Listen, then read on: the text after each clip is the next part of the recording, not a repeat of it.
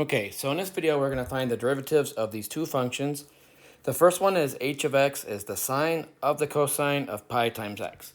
And when I see a problem like this, I am thinking this is a triple layered chain rule because I have a function of a function of a function. So when I find my h prime of x,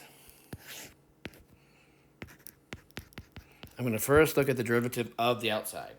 And the outermost function is the sine function. So its derivative is the cosine.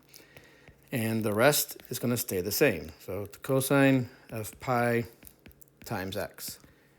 I now need to peel away the next layer, and the next function inside is the cosine function. Its derivative is negative sine, and that's still of pi times x. And now I peeled that layer off, and I look at the pi times x. The derivative of a number times x is just that number, so this is times the number pi. So when I put it all together again, my h prime of x is going to be a negative pi times the sine of pi x times the cosine of pi times x.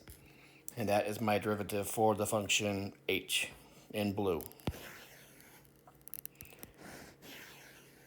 For the function in red,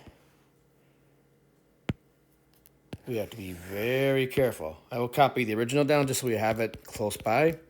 Again, that is the tangent squared of the secant of x squared.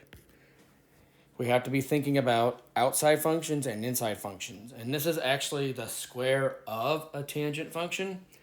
So this is going to be h of x is actually the tangent of the secant of x squared quantity squared.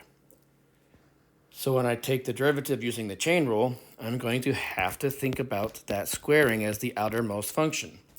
The derivative of something squared is 2 times that something to the first.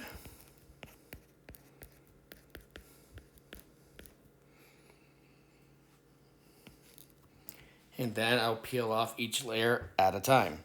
The derivative of tangent is secant squared. So that's secant squared of the secant of x squared.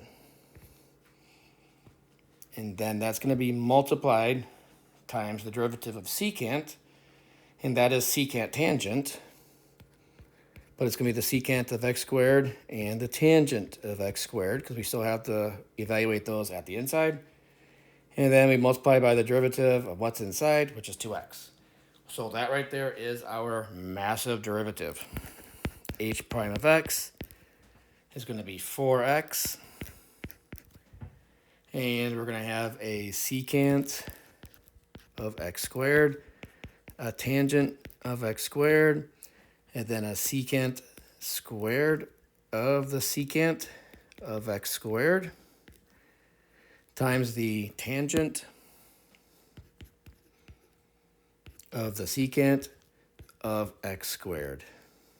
And that right there is the derivative of that function. And again, it's a long one.